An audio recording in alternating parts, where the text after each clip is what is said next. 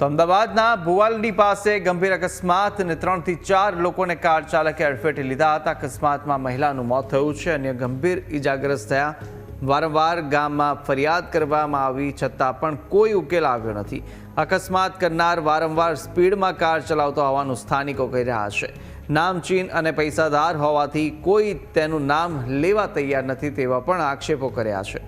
Car પાછળ x સરપંચ ભુવાલડી દસક્રોઈ લખેલું જોવા મળ્યું છે।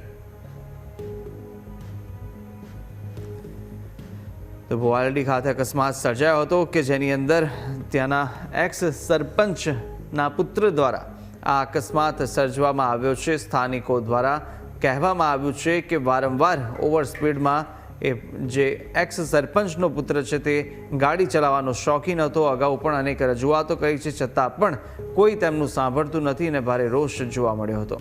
તો આ અનેક વિડીયો પણ સામે આવ્યા છે। તેની આ રીલ્સના વિડીયો તેમાં પણ સ્પષ્ટ દેખાય છે કે આ નવીરો કેટલું ગાડી ફાસ્ટ ચલાવવાનો સ્ટન્ટ કરવાનો શોખીન હતો।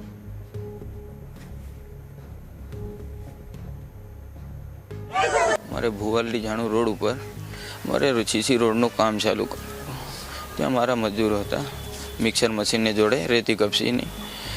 એ બપોરા 2 વાગે અચાનક ગાડી આવી તો મારા મિસિસ હતા, પછી મારા મિસિસની જોડે 3-4 બીજા મજૂર હતા। રેતી કપસી નાખતા હતા મિલરની અંદર તો અચાનક ગાડી આવી 4 વ્હીલર વરના કરીને।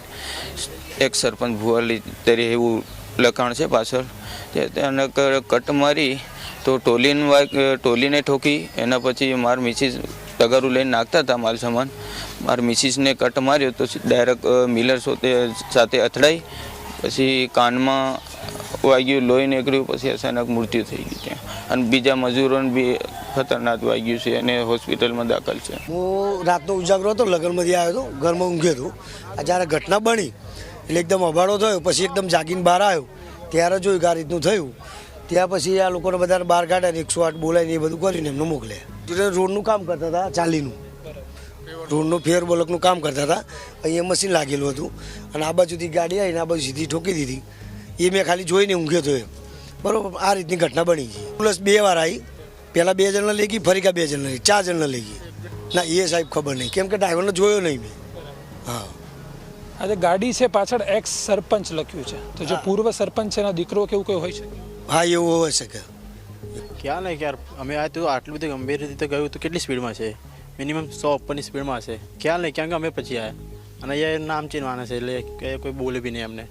એ બોલવા જાય તો બધાને દબાવે સામેથી। અગાઉ બી એમને જે સ્થાનિક જે જગ્યાએ રહે ત્યાં બી બધાને ગાડીઓ સામે નાખે।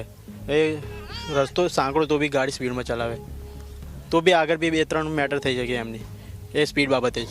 કોઈ નિરાકરણ નથી આવતું? કારણ કોઈ નહીં, કંઈ પોલીસમાં બી અરજી આપી, પોલીસ સ્ટેશનમાં નીકળો તેમાં બી મિનિમમ 2-3 વાર અરજી કરી છે। પતિ દ્વારા એવું કહેવામાં આવ્યું છે કે જે મહિલા છે તેમના 5 બાળક હતા, તે મહિલાનો મુદ્દે છે તે અત્યારે અહીં સિંગરવા હોસ્પિટલ ખાતે લઈને આવવામાં આવ્યો છે। તેમના જે પતિ છે તેમની અત્યારે પૂછપરછ શરૂ છે।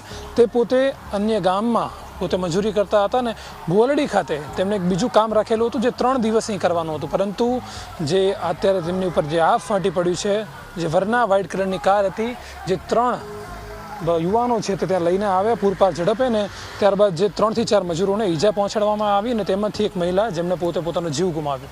તે મહિલાના 5 બાળકોનું હવે શું થશે તે સવાલ તેમના પતિ દ્વારા કરવામાં આવે છે। અને સાથે જ ગામના લોકોનું પણ એવું કહેવું છે કે જે આ કાર ચાલક હતો તે યુવાન છે, તે પોતે સગીર હતો અને કાર ચાલક યુવાન છે, તે વારંવાર આવી રીતની ઘટના છે તે કરતો હતો। અગાઉ પણ ઘણીવાર ફરિયાદો થઈ છે પરંતુ કોઈ પણ જાતનો જવાબ મળ્યો નથી, ના તો સરકાર દ્વારા ના તો પોલીસ દ્વારા કોઈ પણ સાથ અપાતો નથી, કારણ કે તે નામચીન છે।